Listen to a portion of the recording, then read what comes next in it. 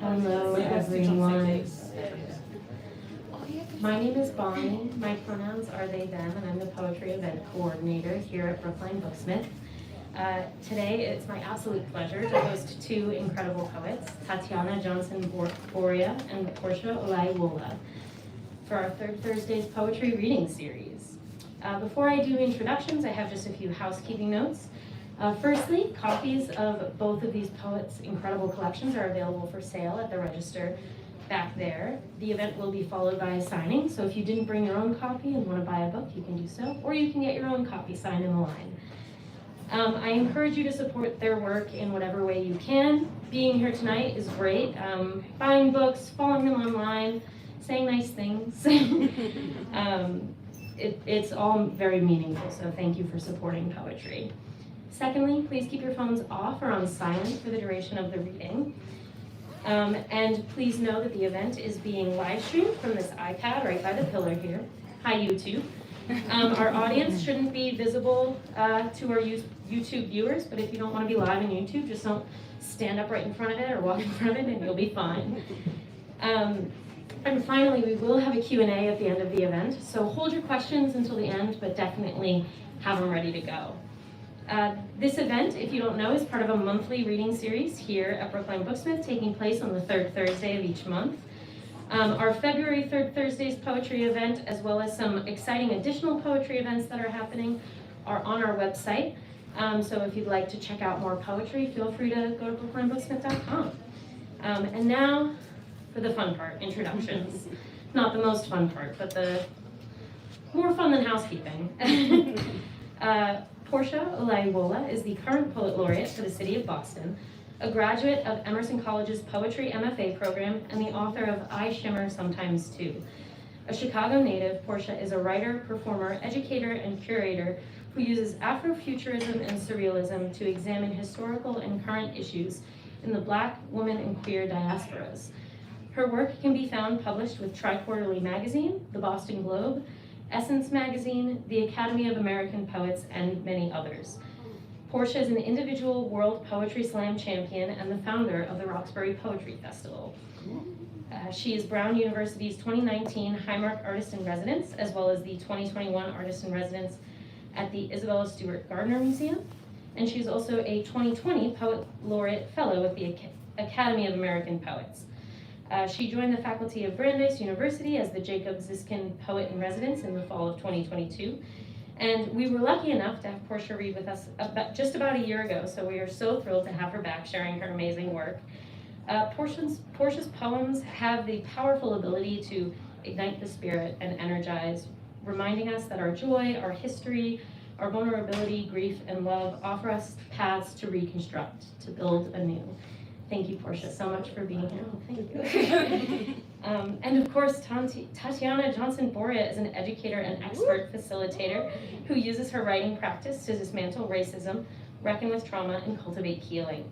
She's an award-winning writer who has received distinguished fellowships from Tin House, the Massachusetts Cultural Council, the MacDowell Residency, and others.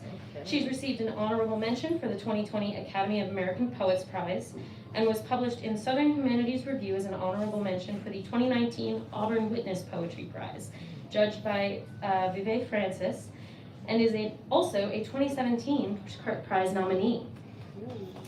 She completed her MFA in creative writing at Emerson College and teaches at Emerson, as well as Grub Street, Catapult, and many other places.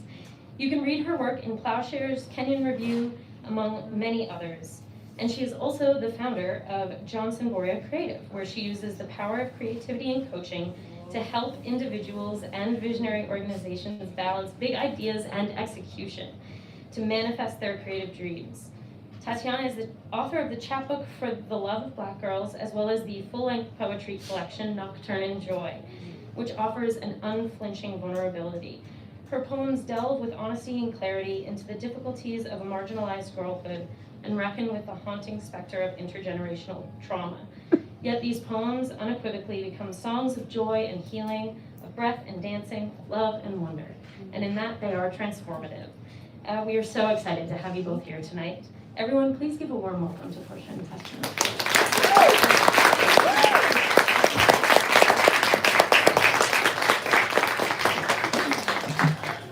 Thank you for that introduction, Bonnie. That was beautiful. Hi, everybody. Hey, Sam. It's good to see you. I'm like so honored to be reading with my good friend Tatiana Johnson-Boria, who wrote this incredible book, which I got a chance to read bits and pieces here and there, but reading it as a cohesive collection has been really a joy, a gift, and kind of an entry back into my own writing. So thank you so much for putting this out in the world and being brave. Trying to do some poems that are in conversation, which is to say, I think, ones that just put me in my feels, so to speak. I haven't written in a while, since the last year when I was back, apparently. But Tuesday was the first day of classes, and so I get to write with my students sometimes. So this is a free write after a blink-minded meditation. Without edits, okay? Type this up today, so please, be forgiving. I want to write a poem. It could be about anything, but I'm sure no matter what it's about, it will be about Palestine. It will be about genocide. I want to write about the merciless red of an apple, how it listens in the light like blood, but I'm sure it'll just be a poem about Congo. Did you know there are children singing and dancing and poems, but none in real life? I tried to write, but I'm sure it'd be about Sudan or Chicago. I want to write a poem about the time I raced the sidewalk or the double rainbow I saw with my lover, but I'm sure it'll be about politics, politicking, about taxes, or the election, damn the election, or the mass unmarked graves with bodies like mine, buried and forgotten, to be unmarked. Oh, to be unmarked, to be marked. I want to write about the moon and the night it left the ocean for a river, sweet waters filling up my page, a drowning, but instead it's about the housing crisis and police brutality. Oh my, I want to write something beautiful, like about the time my mother met my lover's mother, my two mothers, and they smiled and held hands and gossiped in the corner of the room like they were building a new world without worry, cheesing like two pigtailed schoolgirls on the playground.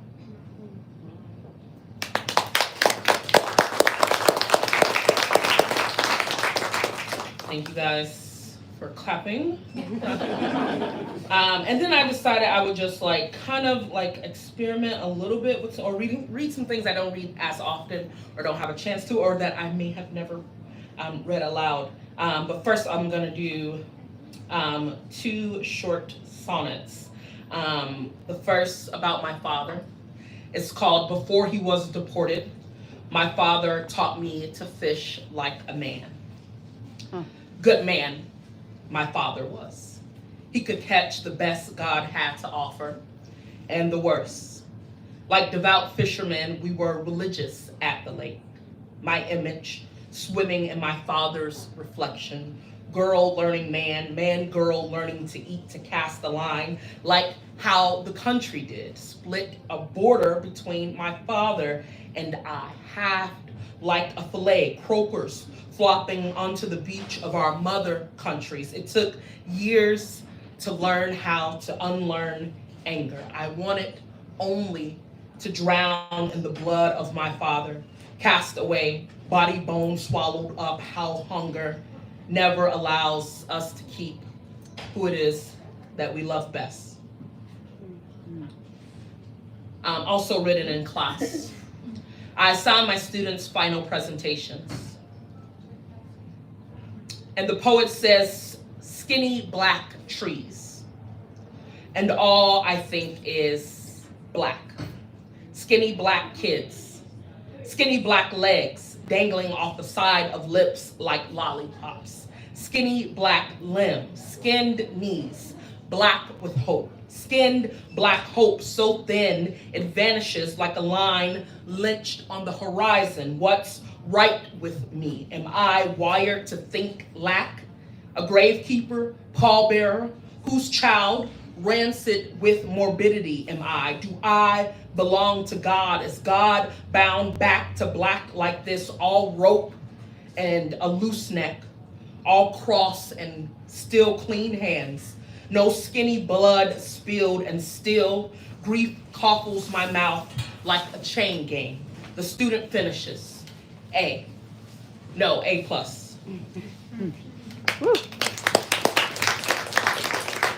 Appreciate this class. This poem is something I've been working on for a very long time. Haven't revisited it until today, until this very moment. This is like live. This is exciting. It is kind of a contrapunto, or it exists as a contrapunto. And folks who may not be familiar, but it's a poem that's written in 3 parts. You read one side, this side down, and then across. And it's typically in a conversation with Whitney Houston and her daughter, Bobby Christina, who passed in similar ways by drowning 3 years apart. But I've been struggling with writing it because I just don't, there's something else there. And so there's this version that exists with Sissy Houston, who's Whitney Houston's mother. And I guess I'm just thinking about motherhood and daughterhood and death, and what it might be for a mother to survive her child and also her grandchild, right? So it's written in 3 columns. So it's going to be a long time, but we're going to get through it. And I think, I'm trying to get to it, I'm not exactly sure, but I think it's in the voice of Sissy Houston. And the first one, at least, is about Sissy Houston.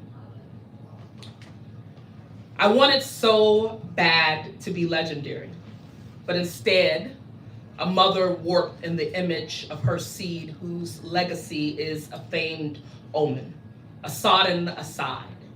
Each of us saints sin in a spotless robe. Each of us sings. We all want to be in the number, and still it's fact.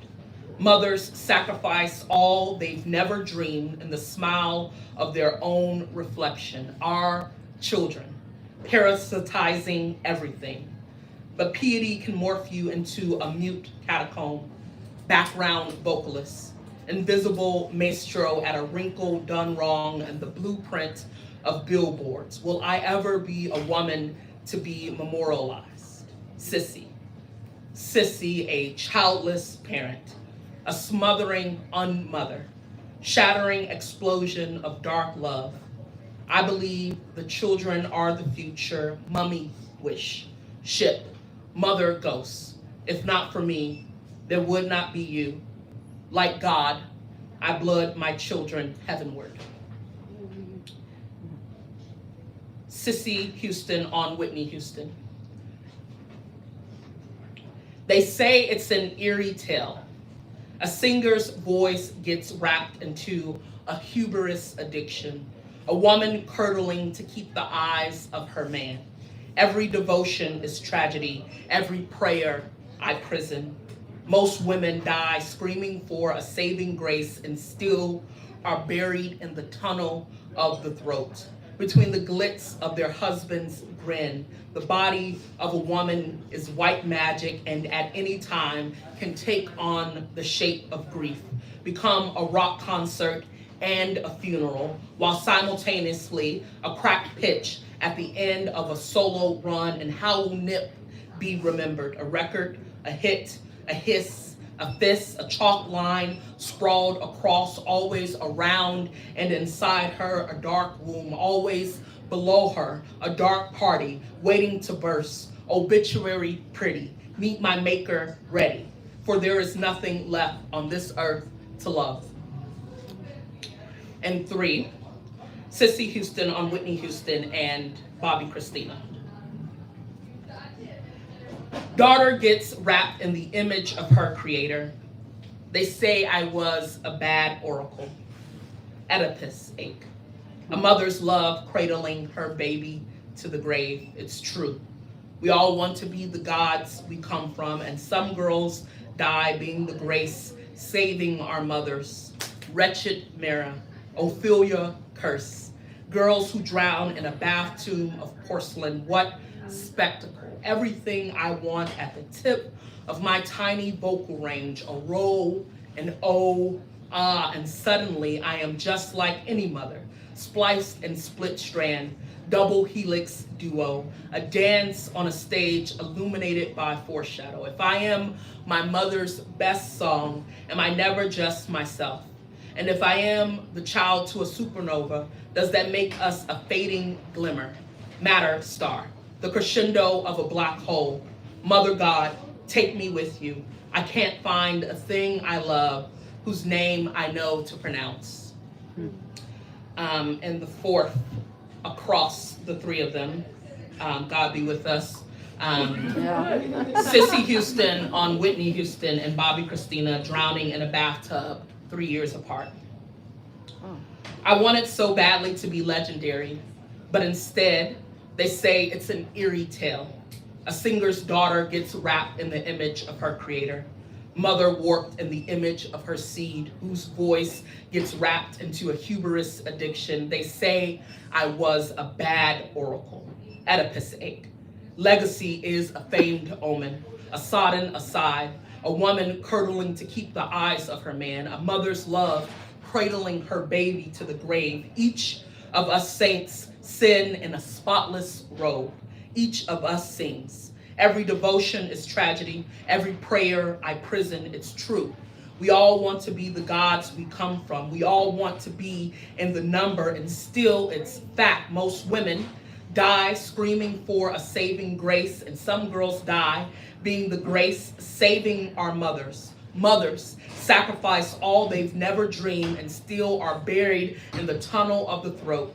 Wretched mirror, Ophelia curse, girls who drown in the smile of their own reflection, between the glitz and their husband's grin in a bath tomb of porcelain. What spectacle. Our children, parasitizing everything. But the body of a woman is white magic, and at any time, everything I want at the tip of my tiny vocal range. Piety can morph you into a mute catacomb, can take on the shape of grief, become a rock, a roll, an oh, ah, and suddenly I am just like any background vocalist, invisible minstrel at a concert and a funeral, while simultaneously mother, spliced and split strand, double helix duo, wrinkle done wrong in the blueprint of billboards, a crack pitch at the end of a solo run, a dance on stage illuminated by foreshadow. Will I ever be a woman to be memorialized? Sissy. And how will Nip be remembered? A record? And if I am a mother's best song, am I never just Sissy? A childless parent, a smothering on mother, a hit, a hiss, a fist, a chalk line sprawled across myself. And if I am the child to a supernova, shattering explosion of dark love, I believe always around and inside her a dark womb, does that make us a fading glimmer? Matter star. The children are the future. Mummy wish, ship, mother, always below her. A dark party waiting to burst. The crescendo of a black hole. Mother God, ghosts. If not for me, there would not be you. Obituary pretty. Meet my maker ready. Take me with you. I can't find a thing I love. Like God, I blood my children heavenward. For there is nothing left on this earth to love, whose name I know to pronounce.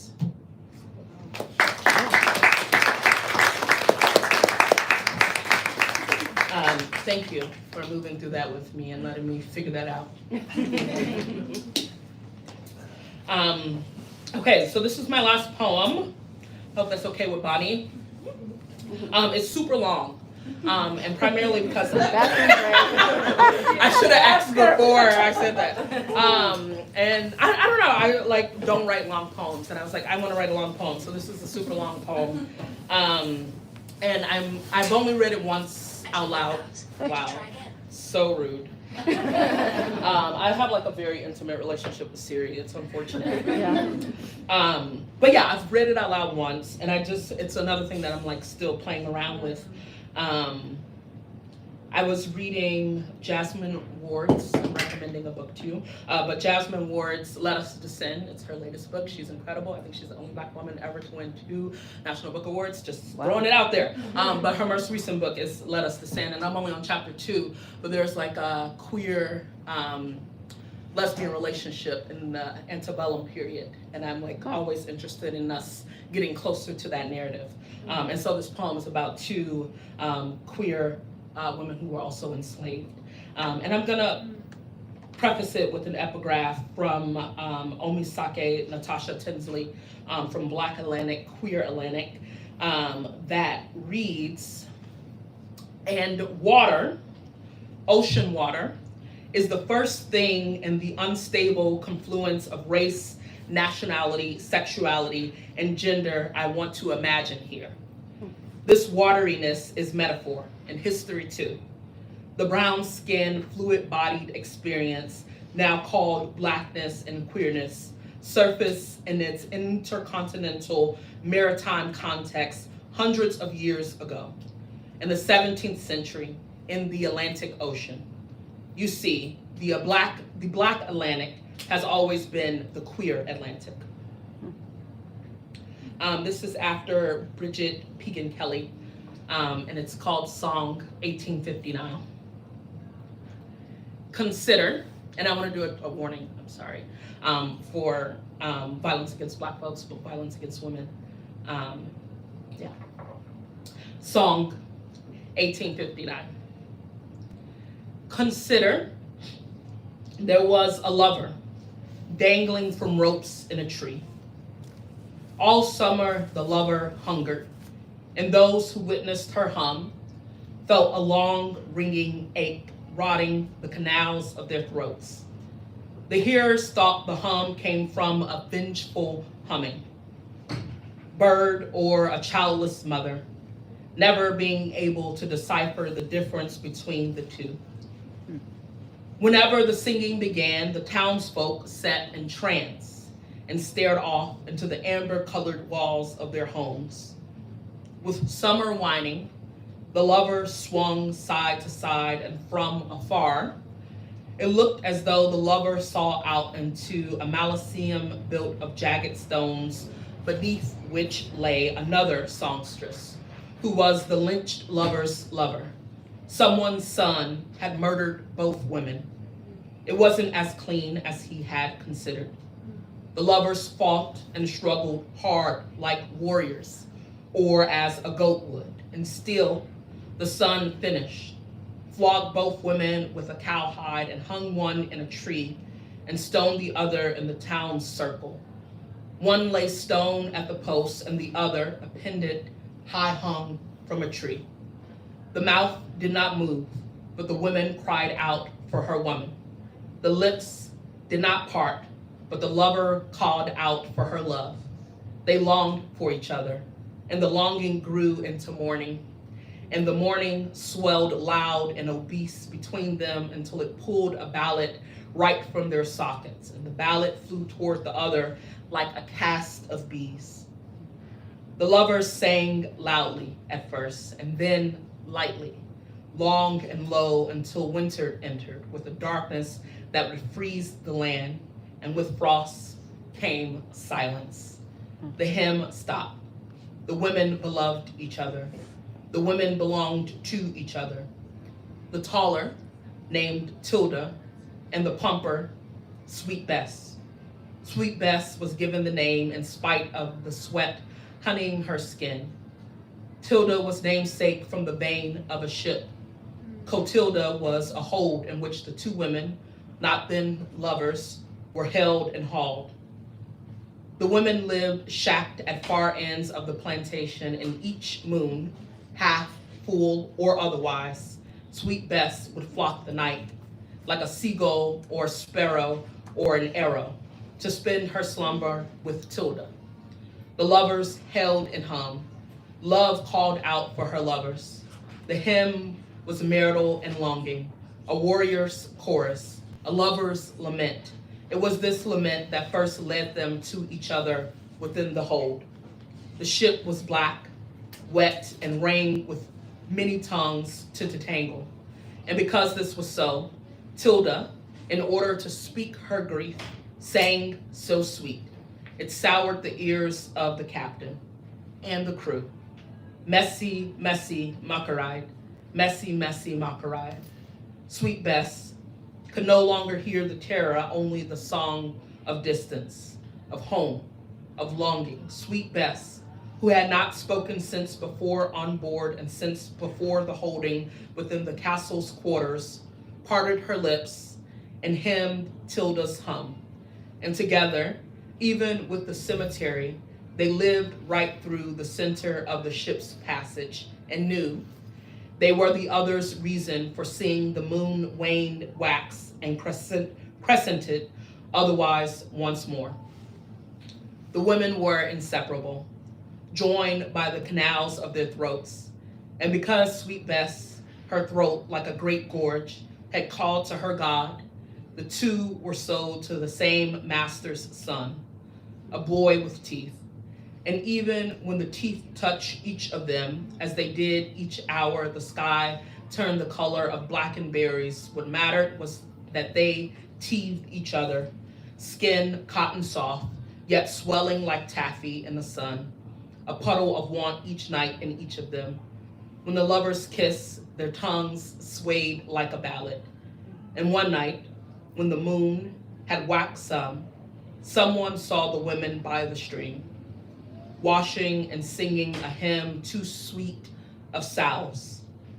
And so he hurried to harm the women, the lovers, tied them each to a post, the master or his son, upset that the women found pleasure in each other and at all, took them both. Consider the master and his son a perversion. Consider the master and his son a thirst flooding at the tunnel of the lovers' throats. He had imagined them to do with as he wished, and so he whipped the women, whistling as they hymned, and hung each one. He poured sugar into their blood so each wound would call a cast of bees, or a swarm of hummingbirds to peck at their spine. The sugar would crystallize, a mound of gems in each wound. What he did not know was that the women had been shipmates. They had been here because of the other. The son did not know, their hymn sang in a tongue only for each other, but he would be taught to consider the tune cleaving like winter. He would be taught to stop in high summer, unsure if he heard the breeze or a choir or a swarm of pecking hummingbirds, but it was only his blood coursing under the sheath of skin like a flood. There was a hymn, a hum, a morning murmur, and then finally a spiritual, a strong, sweet, sinful spiritual. It was not a song of warriors, but of women stolen from home or longing or ocean. The sin wasn't a sad hymn. No, it was vengefully nectarous. The women would sing on, flogging the canals like a cast of humming bees. Sweet nectar, if you listen. Thank you all so much. And then I want you guys to keep that applause going for my friend. Give it up for Tatiana.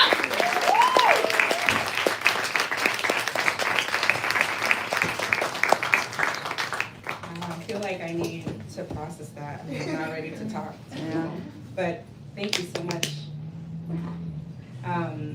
Thank you, Brookline Booksmith and Bonnie, for having us. And Porsha, thank you for doing this event with me. This is amazing. This is my first time reading here, so I appreciate you all showing up and people on the Zoom for showing up. It's been a dream of mine to one day say, I have a book on a bookshelf at Brookline Booksmith. I mean, so I'm just trying to like enjoy this moment. This is really amazing. Oh, thank you. Can you hear me okay? Okay, I'll try to stay in front of the mic. So, yeah, so I recently released a collection of poems, Nocturne and Joy, that folks have mentioned. And I have to shout out Porsha's book, which I also have. I shimmer sometimes too, which, you know, aside from, you know, being a friend, I admire Porsha as a poet and really helping me get the language for how to talk about joy in the midst of, you know, survival. And Nocturne and Joy, I guess it kind of came from, or one of the things it came from is a conversation with my therapist, and I'm really letting you in here, where she said to me on our last appointment, you know, maybe it's time to start thinking not just of surviving, but of thriving. And so I thought, okay, how do I live a life? So this collection is kind of a response to that question. And yeah, there's also this famous quote by Toni Morrison where she says, if there's a book that you want to read, if it hasn't been written yet, then you must write it. And I like to believe that Nocturne and Joy is the book that I needed in those moments of my life where I was surviving or, you know, experiencing difficult things. So this book is really a collection that revels in that ability to live through some of the most difficult moments and circumstances, but not only survive, but experience joy or find joy. Not in spite of pain, but with pain in a way. So part of this book talks about the Black woman experience, femme experience, and I recently went to the ICA's exhibit, the Simone Lee exhibit. I'm seeing some nods. Incredible exhibit, and it's titled Sovereignty. And there's this quote that I saw by Simone Lee where she said, "To be sovereign is not to be subject of another's authority, another's desires, or another's gaze, but rather to be the author of one's own history." And I saw this exhibit and I was thinking about Blackness and how she was, you know, cultivating our understanding of, or her understanding of the Black woman experience. And I thought, oh, there's a thread here between my work and this is something that's so special that I feel about being a Black woman, our ability to lean into love and care and our own sovereignty in a society that often actively violates us and harms us. And so I'm going to read a couple poems from the collection that kind of are in conversation with that. And thank you so much for listening in advance to this. The first poem starts with, the title is a headline from the New York Times. And the headline reads, "Since 2015, 48 Black women killed by the police and only 2 charges. I am the only Black woman in the nail salon. I am here to become a more compassionate version of the self I am buried in. I revel in choosing a color to gather my infinite. The bottle reads, hold space. The woman smiles at me, guides me to the seat. I ready myself to place my hands in hers, for the meticulous shaping of fingers, for the refining, for the eroding of errors. The leaching polish from months ago claws itself visible. In moments she erases the memory that I have tried this once before. Another day of grief capsizing the yearning for vibrance colliding with the depth of my skin. My favorite thing to tell a Black woman, I love your nails. The light of her face when someone recognizes efforts to care amidst the world's neglect. I do not remember learning carefulness anywhere else. I think of my late uncle's girlfriends, the different women, hair gelled atop heads, heavy gold hoops like my mother's, SWV angels, their nails, oh their nails, constellations rising." Okay. Thank you. So, you know, it's, as Porsha said, at the end of the semester, I'm also teaching a class, and we're learning about Ars Poetica right now. And I was, you know, planning the class, and I was like, okay, 2 classes on Ars Poetica. We'll have, you know, lots of time for them to understand this concept that took me a while to understand. And, you know, the first class, I'm explaining it with one poem, and I was like, does everyone get it? And they're like, yeah, I get it right away. And they could explain it better than I could have ever explained it. So, and Ars Poetica is like the act of writing a poem, about why you do this work. And a lot of the students were talking about survival or having poetry as a way of saying that they've lived a life. And so this is my Ars Poetica. A walk through a field carrying my mother's wounds, the glorious gap in my grandmother's teeth, the iron swallowing the wrinkles from my sister's dress. My stubborn brothers throw their heads back in laughter. I marvel the harvest of their uncombed kinks, a phantom of a father, the tremor of his voice, my mother, silent exorcist on a good day, the roaches praising the empty of the night, the oven open, its yawn devours the brittle cold. Winter unyielding, it wills to break. My grandmother and her children squatters in an empty brownstone, the passing down of how to thaw the absence of money. We do not count the lessons of growing up without. Instead, my great aunt remembers her mother, a master of bearing joy while cleaning others' homes, how ample humility runs in the caretaker. When she is forced to forget everything, I watch her in a facility, the quiet blink of her eyes, a drowning past she's unable to tell me. When she dies, I visit her home. The land expands a restless root. She is buried next to her husband, who is buried next to her daughter, who is buried next to her son, who is not buried next to his nephew, who dies many years later. In utter silence, a memory revives an ancestor who unearths itself to marvel, the vast and fertile infinite.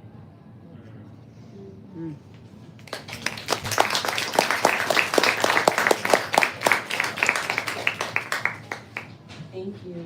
So, Bonnie so graciously mentioned the chapbook that I wrote for the love of Black girls, and I was very honored to go to, well, I'm from Boston, by the way, and from Boston and Roxbury, and there are Black people that are born here, so I just wanted to make that known.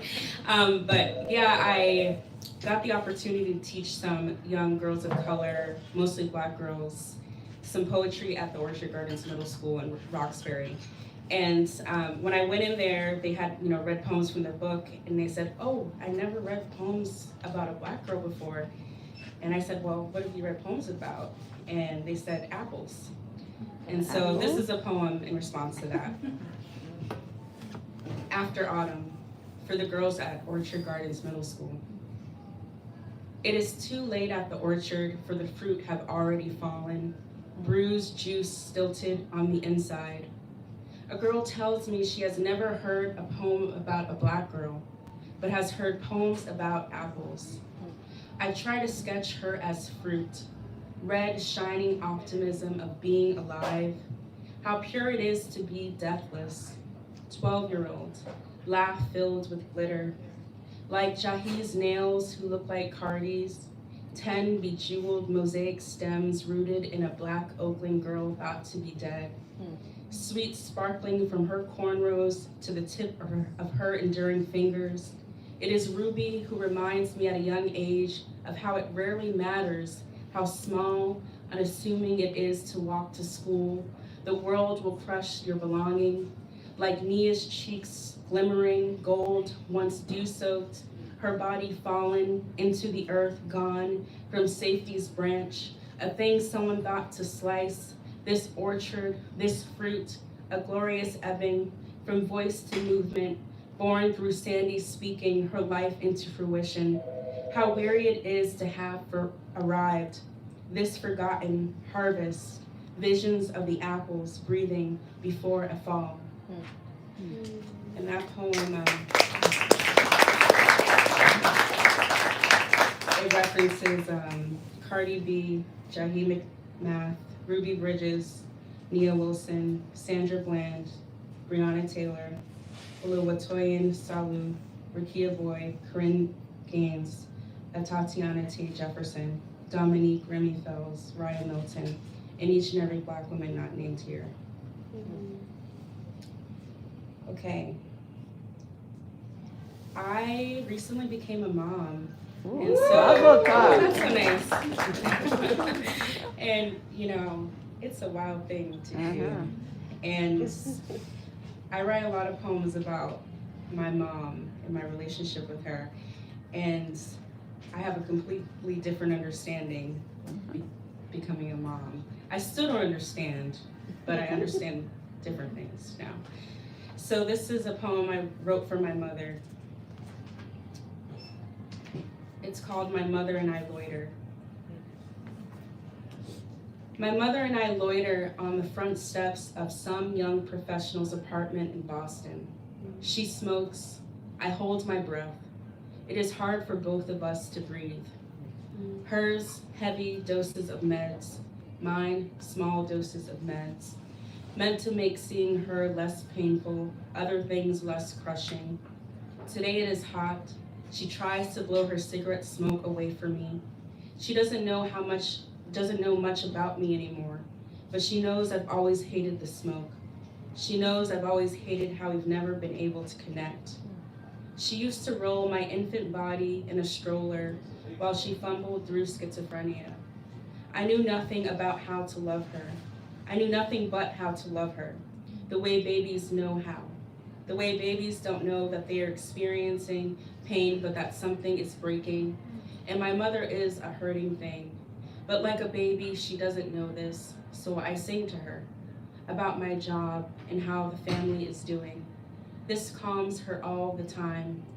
I imagine she feels no pain if only for a moment, and I can smile as I wonder if this is how it feels to be a mother, to know the world and all its evil and to soothe anyway, even when the consoling never comes back and you're left empty. I can't pretend to know about birthing, but I know how to make up happy stories for a woman on a front stoop who can't believe her daughter is 30, who can't believe she had a baby once, chanting back every lullaby, meant to make things okay, meant to shield everything soft, like we are told only mothers could. I don't know how to be a mother, but somehow I have learned to keep every hard lesson tucked away until enough time has passed, until the world has aged us both, old enough to learn.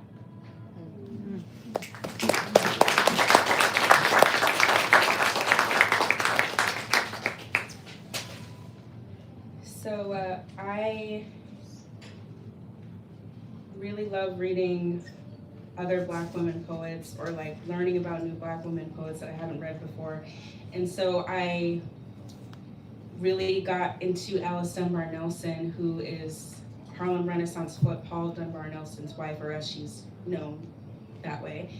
And she actually was an artist and poet herself, and she wrote a lot of sonnets. And I was really diving into them and created this poem inspired by her work. And this poem uses footnotes, so I'm going to read it twice, once without footnotes and another time with the footnotes, using the numbers of the footnotes. It's called Black Women Are Violets.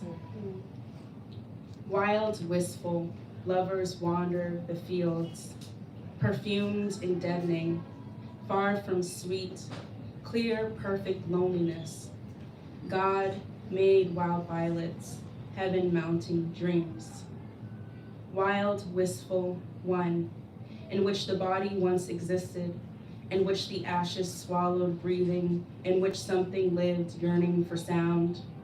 Lovers wander the fields, two, expanse beckoning empty, folding itself into spell, protecting the ones forced into space, guided to rip the earth and self to ruin.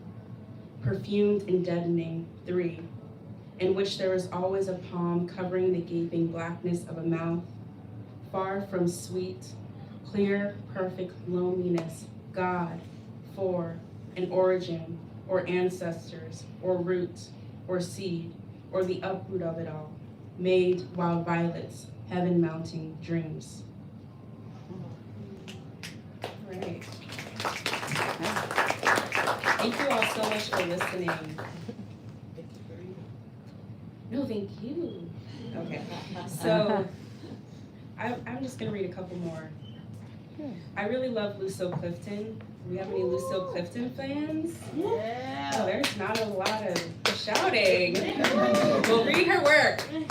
She's incredible, and she talks a lot about writing and like one of the reasons she writes as a way to bring about healing, and I feel like that's really in tune with what I do. So she has that famous poem, "Won't You Celebrate With Me?"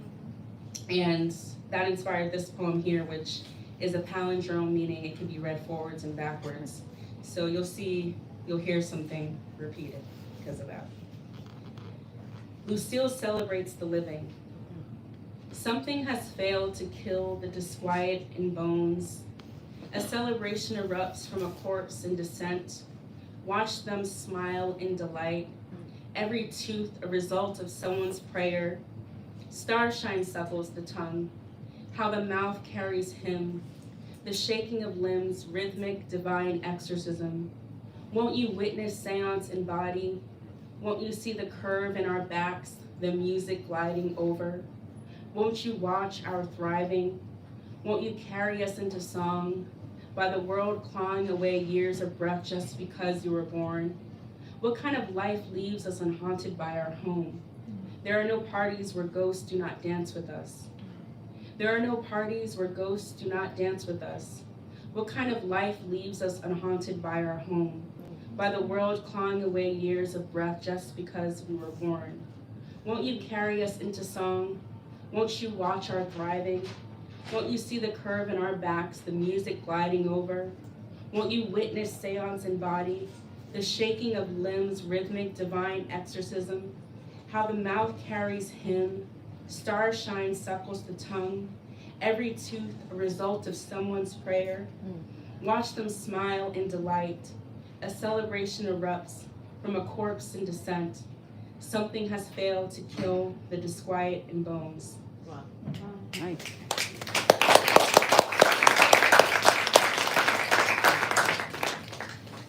I'm gonna just do one more repeating one, and then probably one more after that. Okay, so just two more. This is a pantoum.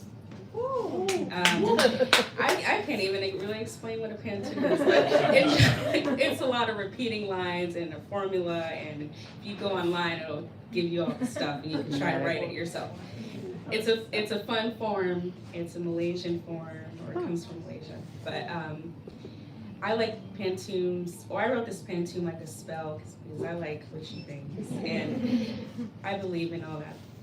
And I believe that we need spells sometimes to live. This is Pantoum, a spell for our living. In which memory were you born, colossal god of an ancestor's grieving? What dreams were whispered into your skin? I awake in fear of what might die with you.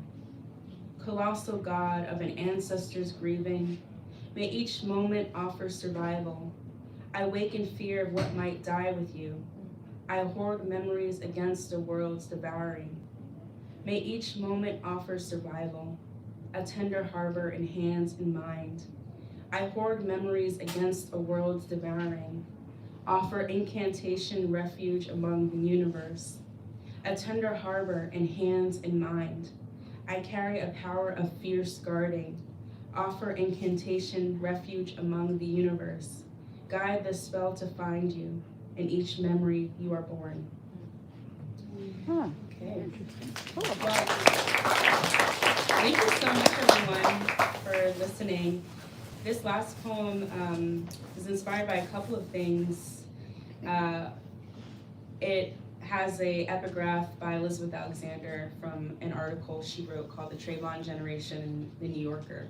So I'll read that beforehand. But it's also inspired by, joy and Black joy specifically. Lots of things, but one of the things that's most important, it is the Luther Vandross song Never Too Much, which I feel like is a soundtrack with Black joy, and that song inspired this poem. Here we are in infinite joy. People dance to say I am alive and in my body. I am Black, alive, and looking back at you.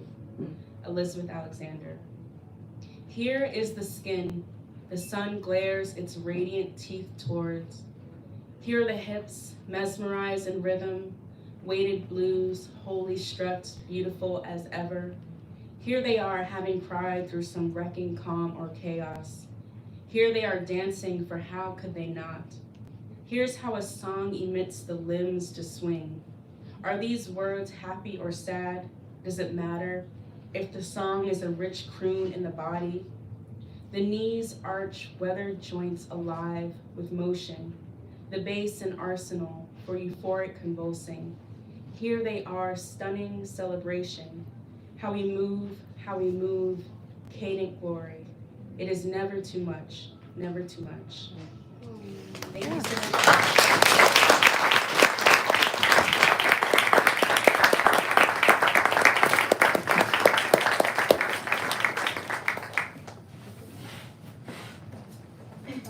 Okay, we're opening it up for. You can come on. Here, I'll turn this off for you.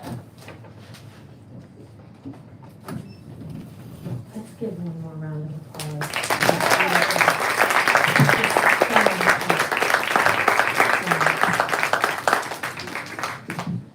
And now it is our audience's time to shine. If you have questions for our poets, please feel free to raise your hand. I'll call on you and they'll answer.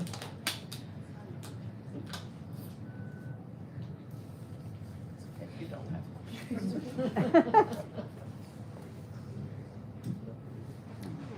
Yeah, go ahead. I wanted to ask, Porsha, what was your inspiration behind writing about Whitney Houston? What was kind of what made you want to write about her? Oh, damn. Yeah, I guess if I had a poetic obsession, it would be the Black diaspora at the intersection of water. And so I've just been revisiting sites of water and Black folks. And I can't remember exactly how I arrived to Whitney, but she's passed. She's one of our icons who passed tragically, and part of it was related to water. And then there's the phenom of also associated with her daughter. So. Anyone else? Yeah, go ahead. What is it like to write really long poems and to read really long poems? And what draws you to sit in something for multiple pages? Because that sounds very intimidating. Yeah. Do you want to go first? Yeah, I do. Okay, yeah, so there is a very long poem, a sequence poem in the book, a crown of sonnets, 14 sonnets. Super hard. Which for a long time I thought, oh, maybe I can do this, and then I wrote 3 sonnets. I was like, oh no. And it took a lot of time of revisiting and thinking about where can I deepen this again. In some ways, it's a deepening of, each sonnet is a deepening of the next. And in a crown, you use the last line to begin the next sonnet. So sometimes that helped to do it. But I would say it took a long time to do, and it was iterative, That's all I can say about that, I guess. I mean, I agree. It's long. I don't know if either of those are finished. I feel like I'm still working through them or doing the whole line by line, trying to figure it out. And I think I wanted to write it because I didn't think I could. So soon. Yeah. I don't know that I will again, though. Now you can. And I know this person keeps raising their hand. Oh, yeah, go ahead. Thank you. So first of all, you both have green outfits. Was that intentional? Say it again. Sorry. The green. Well, yeah, the green. Was that on purpose? I think we were sonically, spiritually connected because it was on purpose in probably some other dimension, but not like in our reality now. When did you decide your outfit? This morning. Yeah, me too. I usually pick mine out in advance. That is to say. Me too, but I didn't. Wow. See. Awesome. But I wanted to ask, and even like in my head, it sounds, I don't know, like cheap to even like address it, but like I kind of understand why it's like necessary to like posit yourself as I'm a Black woman poet, and that's like what I do.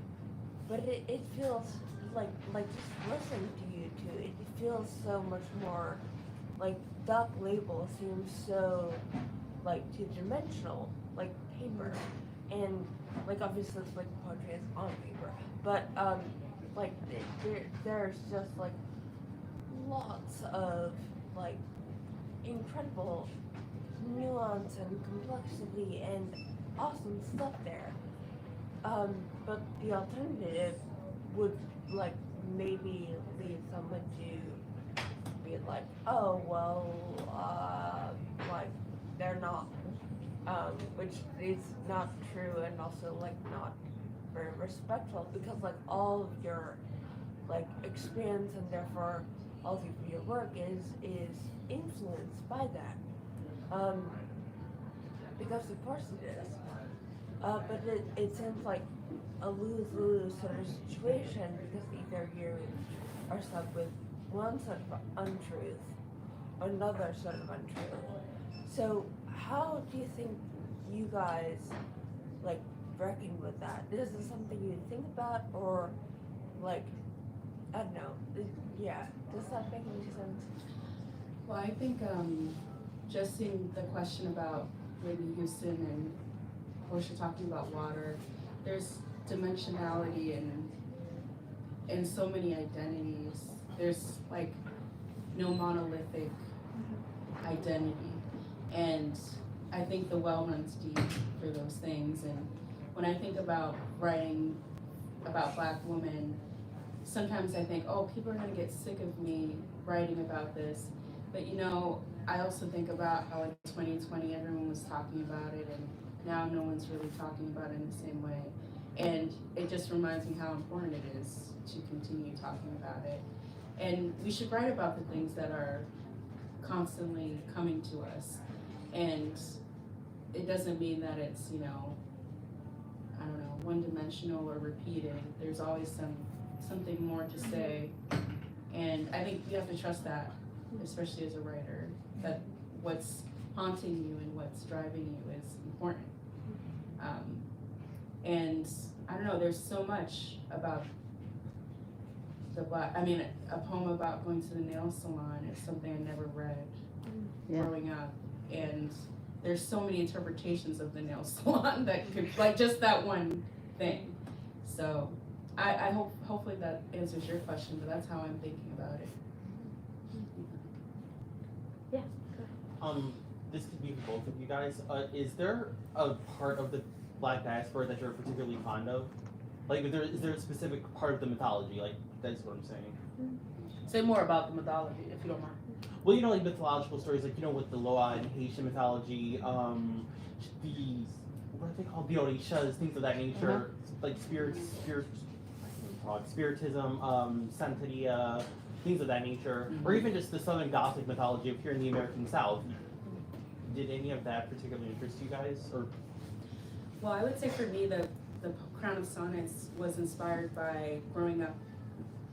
My mother was very superstitious and was into a lot of that stuff, and she would say whenever there was a sun shower, it's the devil being his wife, which is the Southern Goth, like that's part of that tradition. That sonnet crown came from there.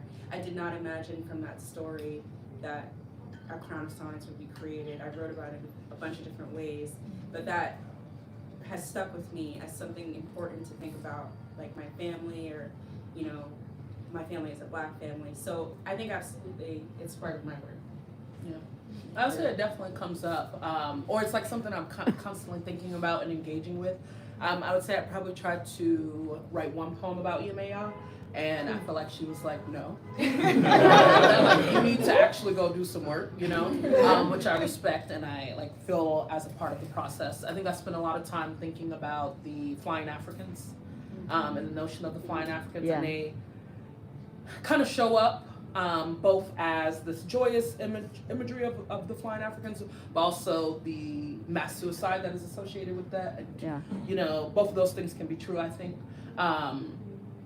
Yeah, and I think I'm like interested in mythologizing. I'm making this up. The word exists. I don't know if I'm pronouncing it right.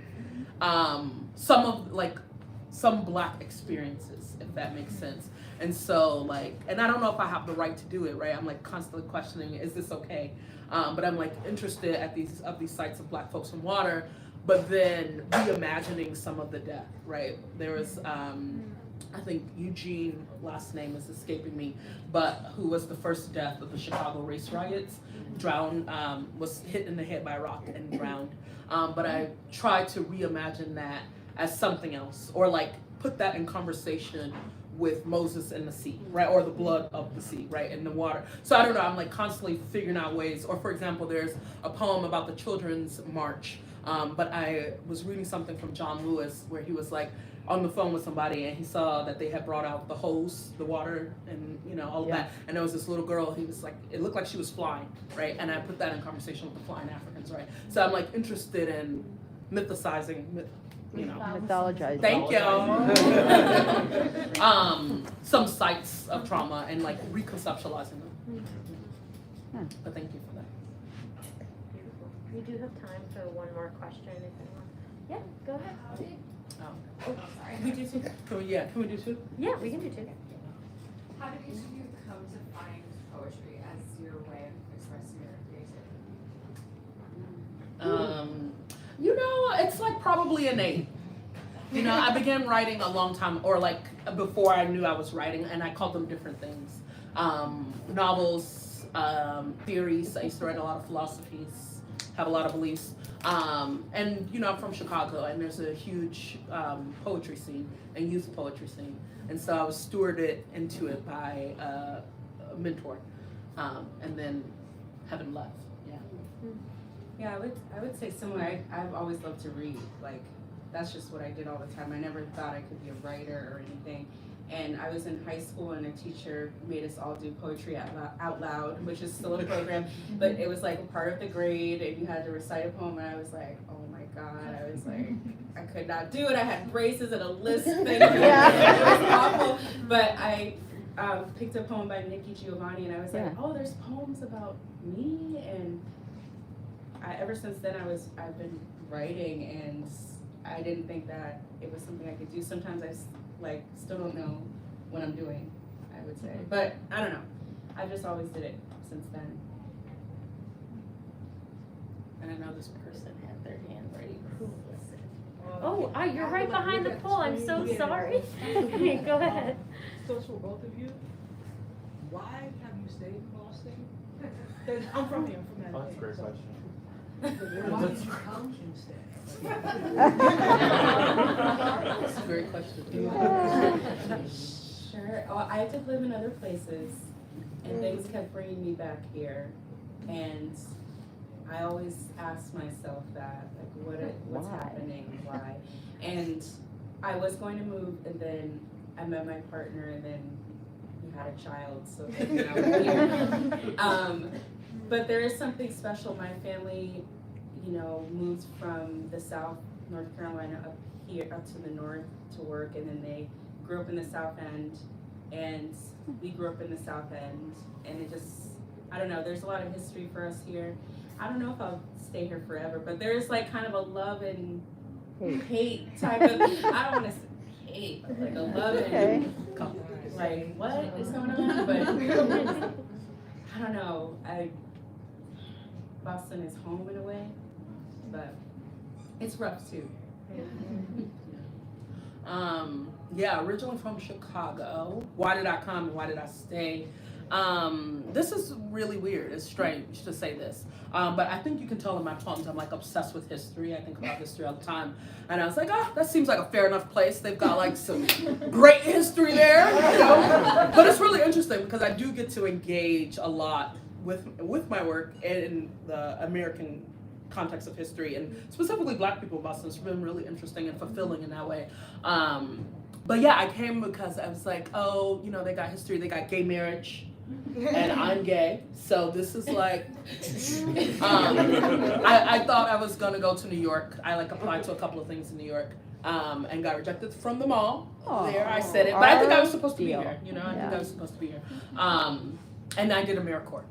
I volunteered for a year, and it positioned me. And then I used to say when I first got here, I'm gonna stay if I fall in love. And I think that I have with the city.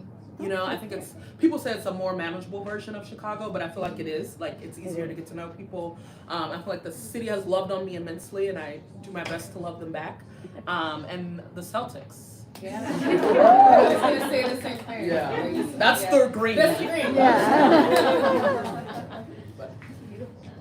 right, well, that concludes our Q&A portion, but. Oh, sorry.